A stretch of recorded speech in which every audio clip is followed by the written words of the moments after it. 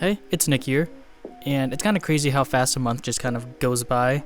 I'm sure some of you thought I might have died or something, but no, I've just been kind of transitioning, moving back to Kansas City, getting ready for my new job. Anyway, I worked on this kind of reduction linocut to make for a Christmas card. I meant to have this edited like around like the 15th and put it out before Christmas, help inspire you all for Christmas cards, but oh well, things happen. You get ideas for next year. Without further ado, let's get into it. So I'm like 95% sure these are the same thing as zebra cakes, but nobody cares about zebra cakes. So when coming up for designs and composition for this piece, I went through a few different iterations. I knew I wanted to see the inside, so I'd have more than just 3 colors to work with, and I wanted to highlight that kind of fun, like crumbly bread texture. I think it'd be fun to carve. And so first I split it open like this, but it's not very recognizable as a tree, and so I feel like that silhouette is just kind of lost. It becomes a little bit too abstract. So let's move on to the next composition. For this one, I think I do want the whole shape of the Christmas tree to remain intact. So we're just going to take one bite out of it. So it kind of retains that Christmas tree outline, but you can still see the inside texture of it. But this composition's a little, I would say, boring. You know, it's just kind of like a floating object in the middle of the frame.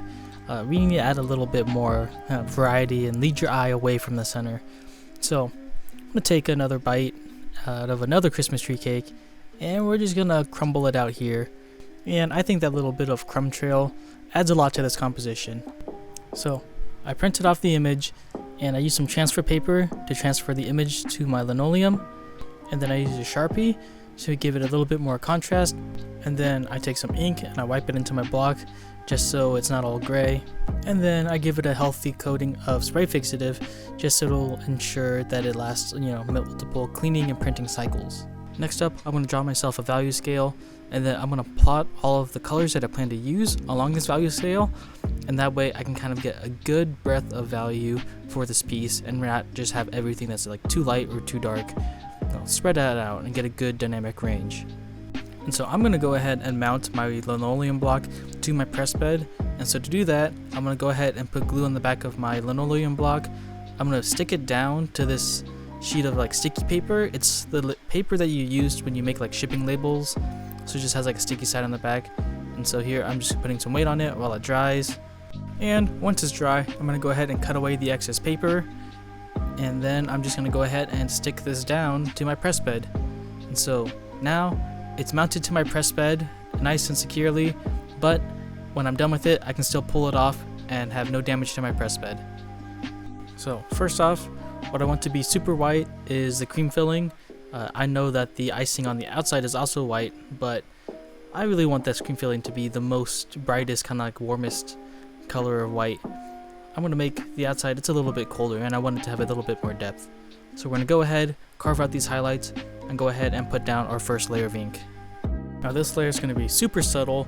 I just have a little bit of sepia, and I'm going to add it to my white, just a hair down from the paper tone. And I'm going to mix in some transparent base because I kind of want that texture of the paper to kind of add to it. At least for these first 3 layers that are going to involve kind of like that bready nature of the inside of the cake, I kind of want that paper texture to show through and kind of give it an added depth. So transparent base, but of course also I'm going to add a little bit of magnesium carbonate to kind of add a little bit more body, because the transparent base is going to loosen up my ink a lot. And once I've inked up my block, I'm going to go ahead and use my registration jig, which is basically just a piece of hardboard that's the same thickness as my linoleum, and 2 little strips of mat board just to kind of guide where the paper is going to go. I have very thin margins on these blocks. Anyway, a sheet of paper and some felts to help protect it from shifting, and through the press it goes. And man, talk about subtle first layers, but it'll all be worth it in the end. I can't get too worried about it, but it looks like I barely did anything. Next up, I'm going to go ahead and clear out the rest of the white for the filling, and I'm going to go ahead and get a head start on the white of the icing. I'm just kind of clearing out half of the white space of the icing. I'm going to kind of leave it a little bit of this like texture, really kind of like that waviness, the weird little ripple pattern that the icing machine kind of gives it. I think it's a bit more interesting than just like a flat sheet of color over the top. Next up is a very transparent, very nice light and warm blue. And after that, we're starting to get somewhere. It's looking like something. And the print's not entirely solid, but I'm okay with that because most of that blue is going to get covered up by future layers. So that's all I wanted for the icing layer. So I'm going to go ahead and clear out the rest of the icing so it stays nice and kind of at that nice bluish kind of whitish layer. And so after this, we're going to go ahead and put down a nice and kind of like light brown tannish layer. So this layer looks quite a bit more opaque than the last layer, but I still did leave quite a bit of transparent base in there. And I'm going to print with a little bit less pressure so that it kind of has, I'm going for an intentional saltier statically look so I can kind of keep that bready texture in the kind of the breaded part of the cake. For the next layer, I grabbed my engraving bureau and I used that to stipple a whole bunch of the bread texture out. Unfortunately, most of this part is just recording the top of my head because I was so hunched over the art piece, so not much footage of the carving here. For the cake shading, I just went ahead and took the kind of brown ink from the last layer, added a little bit more sepia to it, and then we just roll it on. And it's starting to look like something now. And then this next layer is going to be pretty easy. We're just going to clear out pretty much all of the cake and we're just going to print the red of the icing. And instead of doing two separate layers for the red of the icing, I decided that I'm just going to go ahead and do a blend roll and go from a dark red to a lighter red. And I added a lot of magnesium carbonate to this layer because I really wanted it to be a nice and like opaque layer of red. Next up, I'm going to go ahead and clear out all of the red icing and kind of get the outline of all of those little green sprinkles, but I'm not quite going to print the green yet, even though it's a nice small layer. I'm going to go ahead and print one of the background color layers, and that way I can kind of carve away the top and it'll be easier for me to frisk it off the green layer. And there's always a point in your reduction prints where things just don't look very great, but then like once you hit a certain point, everything's like, alright, now it's starting to come together, it's starting to look like something.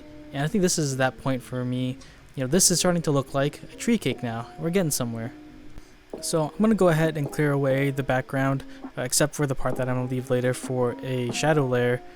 And we're just going to clear it out. That way I can get some empty space around the green sprinkle layer.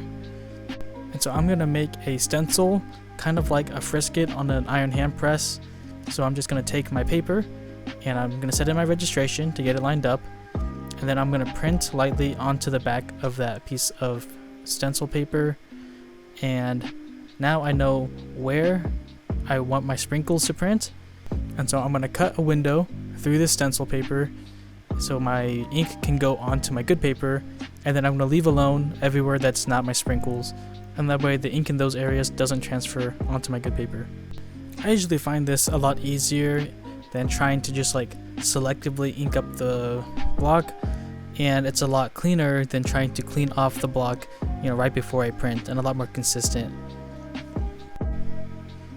And I think those green sprinkles add quite a bit to this look. And with my gigantic U-gouge, we're just going to clear out all those sprinkles. Next up is a slightly darker gray to kind of give the cake a shadow. Otherwise, I feel like this would kind of be floating in space, which honestly, I don't quite hate that look, but I feel like it would look a little bit better with the shadow anyway. Last but not least, I wanted to do a bit of hatching, just because I like the texture of hatching. I don't know, all this kind of like solid, clean, flat layers, not my thing. I need some hatching in it. So we're going to go ahead and just kind of take this shadow layer and break it up into a lot thinner layers and just kind of add some extra depth.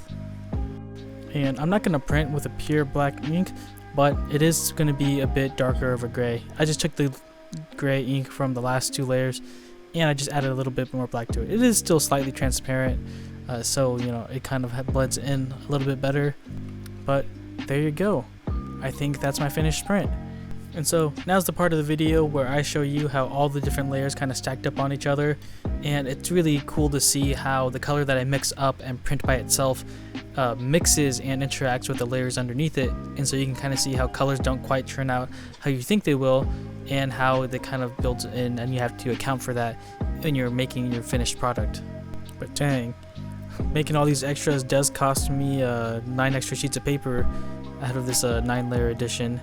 So not fun to do these on bigger runs, but I do it for you all so I can show you all all the hard work that comes into this. So I hope you enjoyed it. There's the print, and thanks for sticking with me for the year of 2023. Hopefully there are much more cooler projects come in 2024, and I hope you all stick around to watch them. Until then, keep on printing. Oh, and for anyone who is still curious, I did try to cook pancakes again, and thanks to all the wonderful advice that I got from my friends, it did come out a lot better, but I still have some learning to do. Anyway, I'll post that clip now. See ya. Ah, balls.